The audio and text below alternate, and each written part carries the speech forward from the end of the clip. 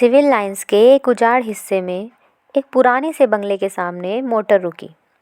बंगले का नाम था रोज़लान, लेकिन सामने के कंपाउंड में जंगली घास उग रही थी और गुलाब के फूलों के बजाय अहाते में मुर्गी के पंख बिखरे पड़े थे। रास्ते पर भी घास उगाई थी और फाटक पर, जिसके खंबे की कार्निस टूट चुकी थी, बजाय लोहे के दरवाजे के दो आड़े बांस लगे हुए थे। फाटक के एक ओर छोटा सा लकड़ी का नाम पटल लगा था, जो कभी काला रहा होगा, लेकिन जिसे धूल, बरसात और हवा ने चितकबरा बना दिया था। चंदर मोटर से उतरकर उस बोर्ड पर लिखे हुए अधमिटे सफ़ेद अक्षरों को पढ़ने की कोशिश करने लगा और न जाने किसका मुंह देखकर सुबह उठा था कि उसे सफलता भी मिल गई। उस पर लिखा था AF डिक्रूज। उसने जेब से लिफाफा निकाला और पता मिलाया। लिफाफे पर लिखा था मिस पी डिक्रूज। यही बंगला है। उसे संतोष हुआ। हॉर्न दो, उसने ड्राइवर से कहा।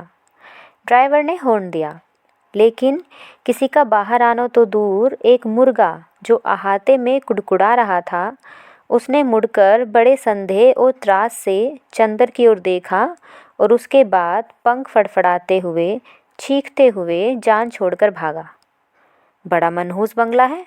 यहाँ आदमी रहते हैं या प्रेत? कपूर ने ऊब कर कहा और ड्राइवर से बोला, जाओ तुम, हम अंदर जाकर देखते हैं।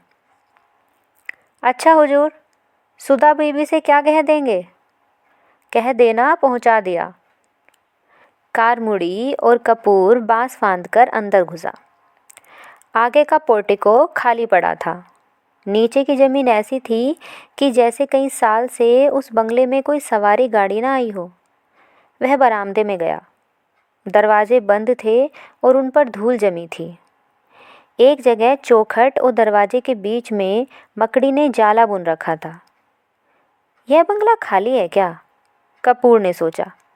सुबह 8:30 बजे ही वहाँ ऐसा सन्नाटा छाया था कि दिल घबरा जाए। आसपास चारों ओर आधी फरलांग तक कोई बंगला नहीं था। उसने सोचा, बंगले के पीछे की ओर शायद नौकरों की झोपड़ियाँ हों।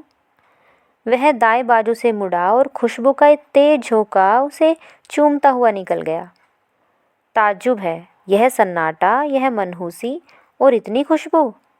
कपूर ने कहा और आगे बढ़ा तो देखा कि बंगले के पिछवाड़े गुलाब का एक बहुत खूबसूरत बाग है।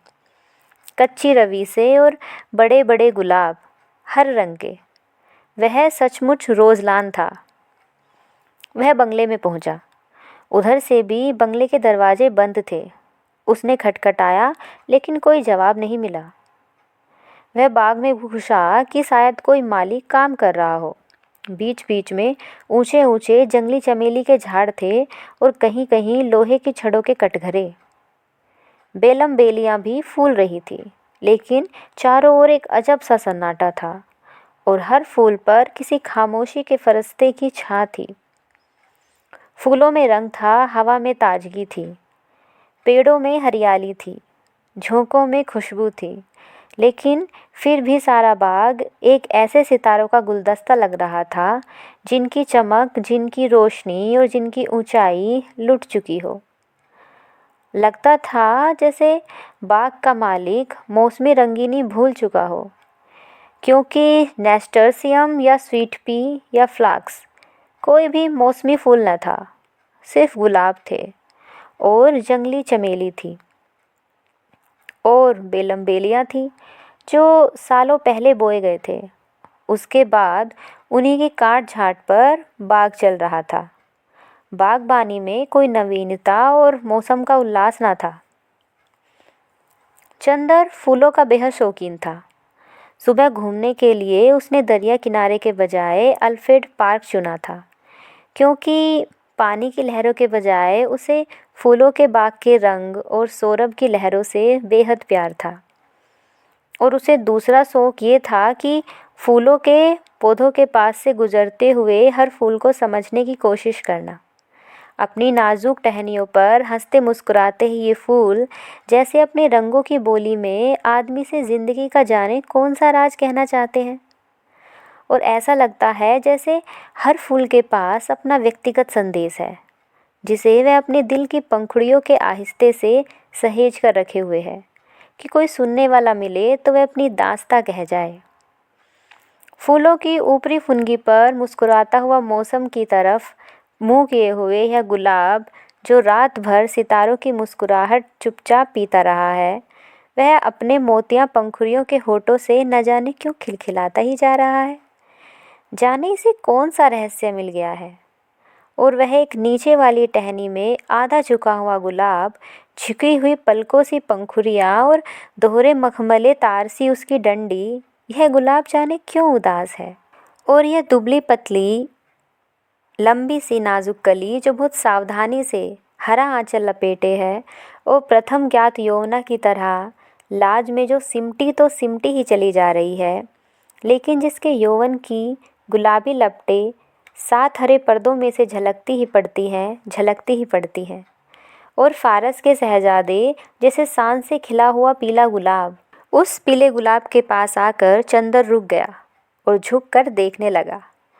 कार्तिक पूनों के चांद से झरने वाले अमृत को पीने के लिए व्याकुल किसी सुकुमार भावुक परी की फैली हुई अंजलि के बराबर बड़ा सा वह फूल जैसे रोशनी बिखेर रहा था।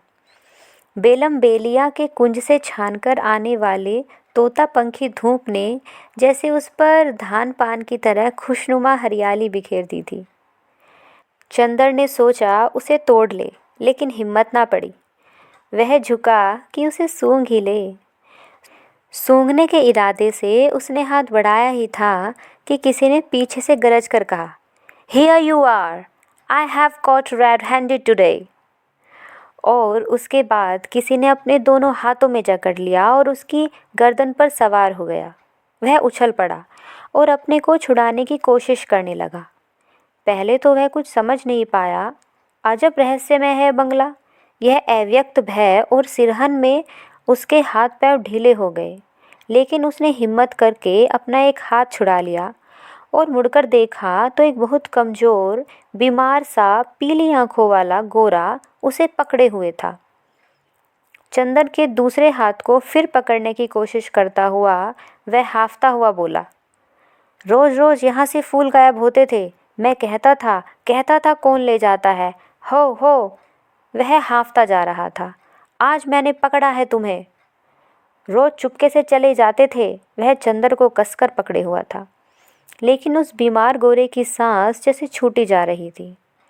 चंदर ने उसे झटका देकर धकेल दिया और डांटकर बोला, "क्या मतलब है तुम्हारा?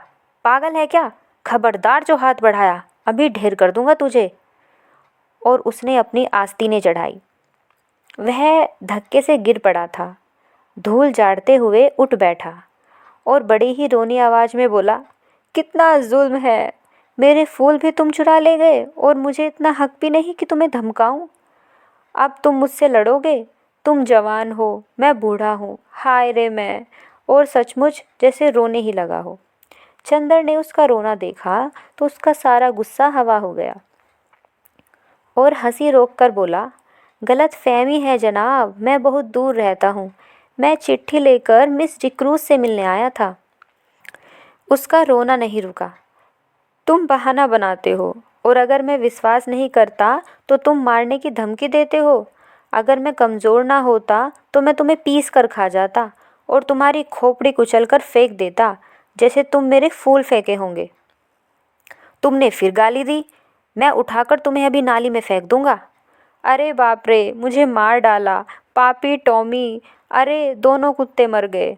उसने डर के मारे चीखना शुरू करा। "क्या है बर्टी, क्यों चिल्ला रहे हो?" बाथरूम के अंदर से किसी ने चिल्लाकर कहा। "अरे मार डाला इसने, दौड़ो दौड़ो।" झटके से बाथरूम का दरवाज़ा खुला।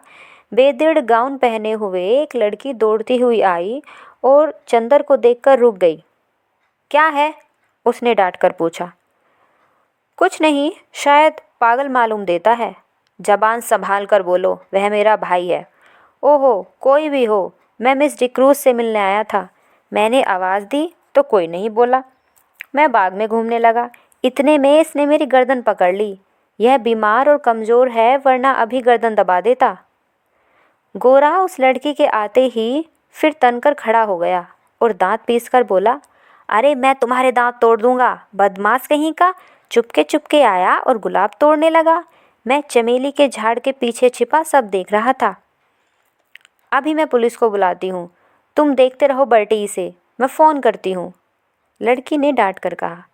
अरे भाई, मैं मिस डिक्रूज से मिलने आया हूँ। मैं तुम्हें नहीं जानती, झूठा कहीं का, मैं मिस डिक्रूज हूँ। देखिए तो यह खत। लड़की ने खत खोला और पढ़ा, और एकदम उसने आवाज़ बदल दी। छी बर्टी, तुम किसी दिन पागल खाने जाओगे। आपको डॉक्टर शुक्ला ने भेजा है, तुम तो मुझे बदनाम कर डालोगे। उसकी शक्ल और भी रोनी हो गई। मैं नहीं जानता था, मैं नहीं जानता था, उसने और भी घबरा कर कहा। माफ़ कीजिएगा, लड़की ने बड़े मीठे स्वर से साफ हिंदुस्तानी में कहा। मेरे भाई का दिमाग ज़रा ठीक नहीं रहता जब से इनकी पत्नी की मौत हो गई है। इसका मतलब ये नहीं कि किसी भले आदमी की इज्जत उतार दे, चंदर ने बिगड़ कर कहा। देखिए, बुरा मत मानिए, मैं इनकी ओर से माफ़ी मांगती हूँ। आइए, अंदर आइए। उसने चंदर का हाथ पकड़ लिया। उसका हाथ बेहद ठंडा था। वह नहा कर आ रही थी। उसके हाथ में उस तुषार स्पर्श से चंदर सिहर उठा और उसने हाथ झटक कर कहा, अफसोस, आपका हाथ तो बर्फ़ है। लड़की चौंक गई। वह सद्या स्नाता सहसा सचेत हो गई और बोली, अरे शैतान तुम्हें ले जाए बर्टी, तुम्हारे पीछे मैं बेडिन गाउन में भाग आई। और बेडिन गाउन के दोनों कॉलर पकड़कर उसने अपनी खुली गर्दन ढकने का प्रयास किया और फिर अपनी पोशाक पर लज्जित होकर भागी। अभी तक गुस्से के मारे चंदर ने उस पर ध्यान नहीं दिया था, लेकिन उसने देखा वह 23 बरस की दुबली पतली तरुणी है। लहराता हुआ बदन, गले पर कटे हुए बाल। एंग्लो इंडियन होने के बावजूद गोरी नहीं है। चाय की तरह वह हल्की पतली भूरी और तुर्श है। भागते वक्त ऐसी लग रही थी जैसे छलकती हुई चाय। इतने में वह गोरा उठा और चंदर का कंधा छूकर बोला, माफ़ करना भाई, उससे मेरी शिकायत मत करना। असल में ये गुलाब मेरी मृत पत्नी की यादगार है। जब इनका पहला पेड़ आया था तब मैं इतना ही जवान था जितने तुम, और मेरी पत्नी उतनी ही अच्छी थी जितनी पम्मी। कौन पम्मी? यह मेरी बहन प्रमीला डिक्रूज। ओहो, कब मरी आपकी पत्नी? माफ़ कीजिएगा, मुझे मालूम नहीं था। हाँ, मैं बड़ा भागा हूँ, मेरा दिमाग कुछ ख़राब है, देखिए, कहकर उसने झुककर अपनी खोपड़ी चंदर के सामने कर दी और बहुत गिड़गिड़ाकर बोला, पता नहीं कौन मेरे फूल चुरा ले जाता है। अपनी पत्नी की मृत्यु के बाद 5 साल से मैं इन फूलों को संभाल रहा हूँ। हाय रे मैं। जाइए, पम्मी बुला रही है। पिछवाड़े के सहन का बीच का दरवाज़ा खुल गया था और पम्मी कपड़े पहनकर बाहर झांक रही थी। चंदर आगे बढ़ा और गोरा मुड़कर अपने गुलाब और चमेली की झाड़ी में खो गया। चंदर गया और कमरे में पड़े हुए एक सोफे पर बैठ गया। पम्मी एक हल्की फ्रांसीसी खुशबू से महक रही थी। शैम्पू से धुले हुए रूखे बाल जो मचले पड़ रहे थे, खुशनुमा आसमानी रंग का एक पतला चिपका झीना ब्लाउज़ और ब्लाउज़ पर एक फ्लैनेल का फुट पैंट जिसके 2 गेलिस कमर, छाती और कंधे पर चिपके हुए थे। होठों पर एक हल्की लिपस्टिक की छलक मात्र थी और गले पर एक बहुत हल्का पाउडर जो बहुत नज़दीक से ही मालूम होता था। लंबे नाखूनों पर हल्की गुलाबी पैंट। वह आई, निसंकोच भाव से उसी सोफे पर कपूर के बगल में बैठ गई और बड़ी मुलायम आवाज़ में बोली, मुझे बड़ा दुख है मिस्टर कपूर, आपको बहुत तवालत उठानी पड़ी। चोट तो नहीं आई? नहीं नहीं, कोई बात नहीं। कपूर का सारा गुस्सा हवा हो गया। कोई भी लड़की निसंकोच भाव से इतने अपनेपन से सहानुभूति दिखाए और माफ़ी मांगे तो उसके सामने कौन पानी पानी नहीं हो जाएगा। और फिर वह भी तब जबकि उसके होठों पर न केवल बोली अच्छी लगती हो वरन लिपस्टिक भी इतनी प्यारी हो। लेकिन चंदर की एक आदत थी, और चाहे कुछ न हो कम से कम वह यह अच्छी तरह जानता था कि नारी जाति से व्यवहार करते समय कहाँ पर कितनी ढील देनी चाहिए, कितना कसना चाहिए, कब सहानुभूति से उन्हें झुकाया जा सकता है और कब अकड़कर। इस वक्त वह जानता था कि इस लड़की से जितनी सहानुभूति चाहे ले सकता है, अपने अपमान के हर्जाने के तौर पर। इसलिए कपूर साहब बोले, लेकिन मिस्टर क्रूस, आपके भाई बीमार होने के बावजूद बहुत मजबूत हैं। उफ, गर्दन पर जैसे अभी तक जलन हो रही है। ओहो, सचमुच मैं बहुत शर्मिंदा हूँ। देखूँ? और कॉलर हटाकर उसने गर्दन पर अपनी बर्फीली उंगलियां रख दी। लाइए, लोशन मल दूँ मैं? धन्यवाद धन्यवाद, इतना कष्ट न कीजिए, आपकी उंगलियां गंदी हो जाएंगी, कपूर ने बड़ी शालीनता से कहा। पम्मी के होठों पर एक हल्की सी मुस्कुराहट, आंखों में हल्की सी लाज और वक्ष में एक हल्का सा कंपन दौड़ आया। यह वाक्य कपूर ने चाहे शरारत में कहा हो, लेकिन कहा इतने शांत और संयत स्वर में कि पम्मी कुछ प्रतिवाद भी ना कर सकी। और फिर 6 बरस से 60 बरस तक की कौन ऐसी स्त्री है जो अपने रूप की प्रशंसा पर बेहोश न हो जाए। अच्छा लाइए, वह स्पीच कहाँ है जो मुझे टाइप करनी है? उसने विषय बदलते हुए कहा। यह लीजिए, कपूर ने दे दी। यह तो मुश्किल से 3-4 घंटे का काम है। और पम्मी स्पीच को उलट पुलट कर देखने लगी। माफ़ कीजिएगा अगर मैं कुछ व्यक्तिगत सवाल पूछूं। क्या आप टाइपिस्ट हैं? कपूर ने बहुत शिष्टता से पूछा। जी नहीं, पम्मी ने उन्हीं कागजों पर नज़र गाड़ते हुए कहा। मैंने अभी टाइपिंग और शॉर्ट हैंड सीखी थी। तब मैं सीनियर कैंब्रिज पास करके यूनिवर्सिटी गई थी। यूनिवर्सिटी मुझे छोड़नी पड़ी क्योंकि मैंने शादी कर ली। अच्छा, आपके पति कहाँ हैं? रावलपिंडी में, आर्मी में। लेकिन फिर आप डिक्रूज़ क्यों लिखती हैं और फिर मिस? क्योंकि हम लोग अलग हो गए हैं। और स्पीच के कागज़ को फिर तह करती हुई बोली। मिस्टर कपूर, आप अविवाहित हैं? जी हाँ। और विवाह करने का इरादा तो नहीं रखते? नहीं। बहुत अच्छे, तब तो हम लोगों में निभ जाएगी। मैं शादी से बहुत नफ़रत करती हूँ। शादी अपनों का दिया जाने वाला सबसे बड़ा धोखा है। देखिए, ये मेरे भाई है ना, कैसे पीले और बीमार से हैं। ये पहले बहुत तंदुरुस्त और टेनिस में प्रांत में बहुत अच्छे खिलाड़ियों में से थे। एक बिशप और दुबली पतली भावुक लड़की से इन्होंने शादी कर ली और उसे बहुत प्यार करते थे। सुबह शाम दोपहर रात कभी उसे अलग नहीं होने देते थे। हनीमून के लिए उसे लेकर सिलोन गए थे। यह लड़की बहुत कलाप्रिय थी, बहुत अच्छा नाचती थी और बहुत अच्छा गाती थी और खुद गीत भी लिखती थी। यह गुलाब का बाग उसी ने बनवाया था और इन्हीं के बीच दोनों घंटों बैठकर बातें किया करते थे। कुछ दिनों बाद दोनों में झगड़ा हुआ। क्लब में बॉल डांस था और उस दिन वह लड़की बहुत अच्छी लग रही थी, बहुत अच्छी। डांस के वक्त इनका सारा ध्यान डांस की तरफ कम और अपनी पत्नी की तरफ ज़्यादा था। इन्होंने आवेश में उसकी उंगलियां जोर से दबा दी। वह चीख पड़ी और सभी इन लोगों को देखकर हंस पड़े।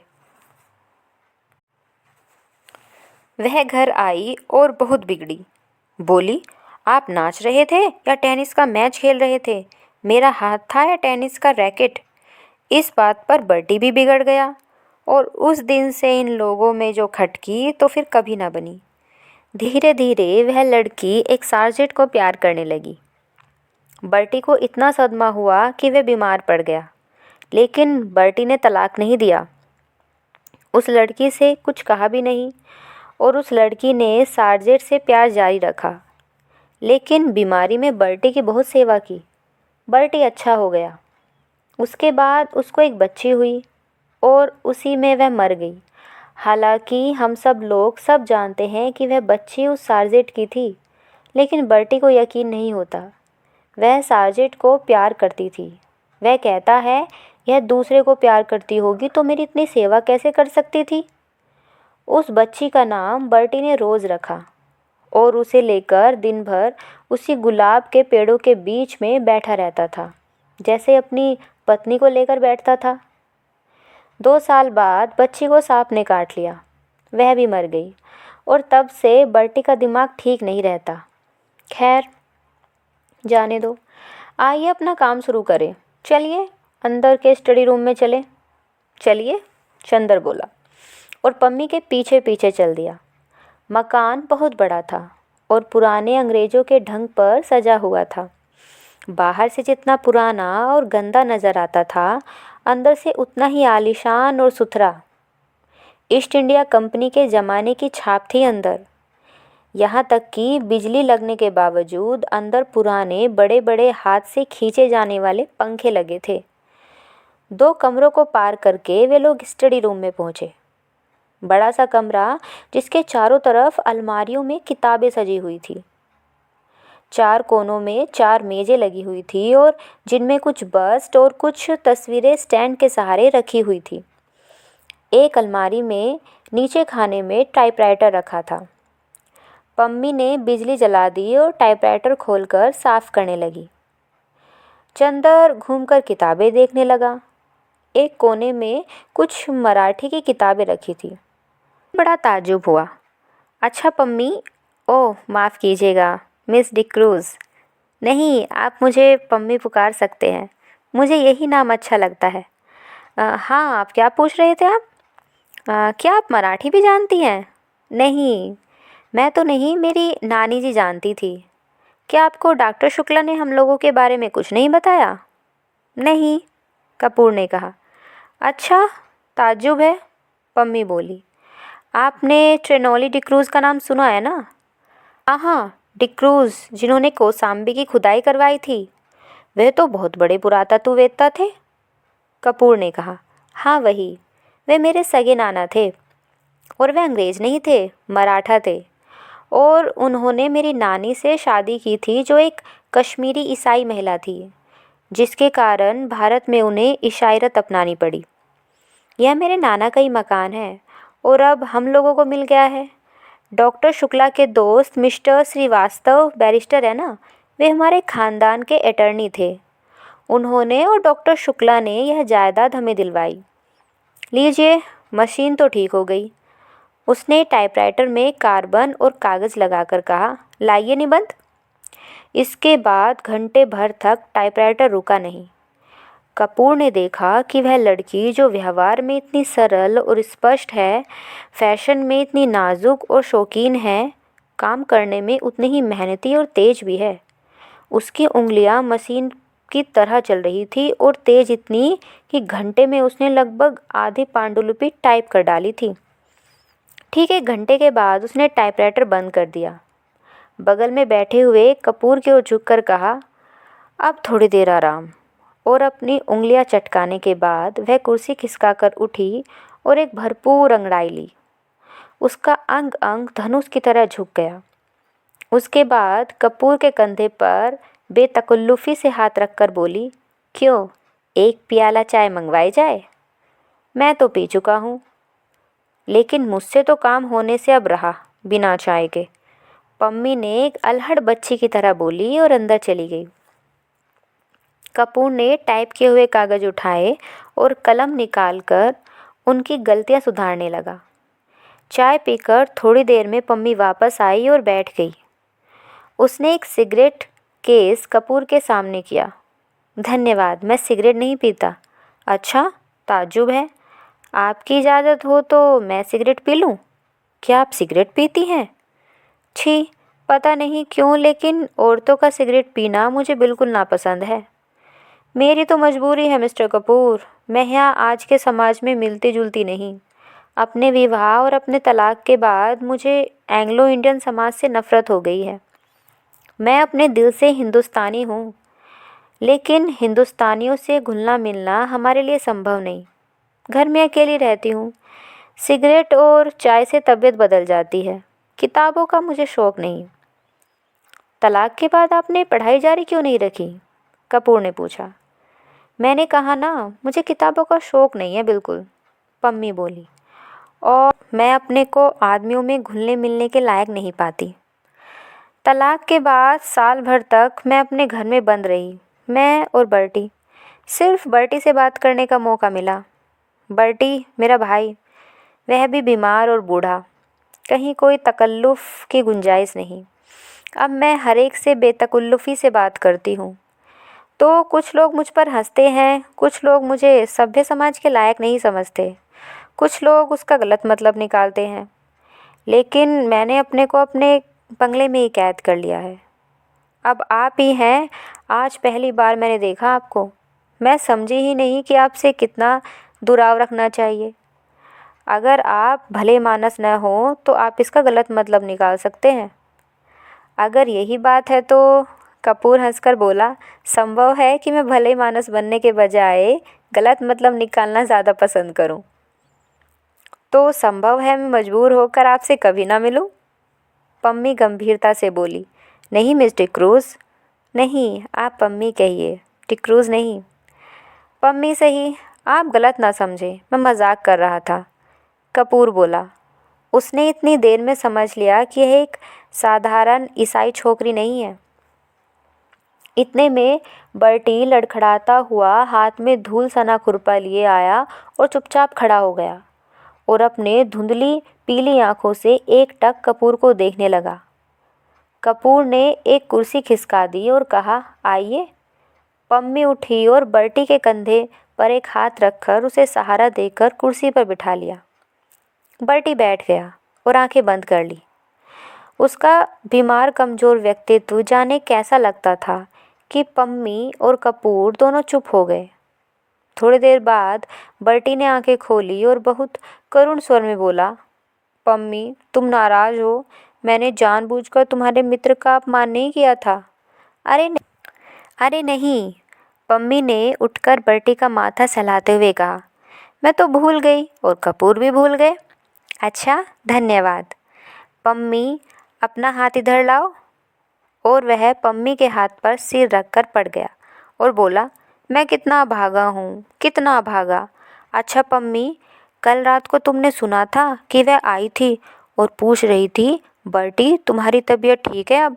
मैंने झट से अपनी आंखें ढक ली कि कहीं आंखों का पीलापन न देख ले। मैंने कहा, तबीयत अब ठीक है, मैं अच्छा हूँ, तो उठी और जाने लगी। मैंने पूछा, कहाँ चली? तो बोली, सारजेट के साथ जरा क्लब जा रही हूँ। तुमने सुना था पम्मी? कपूर स्तब्ध सा उन दोनों की ओर देख रहा था।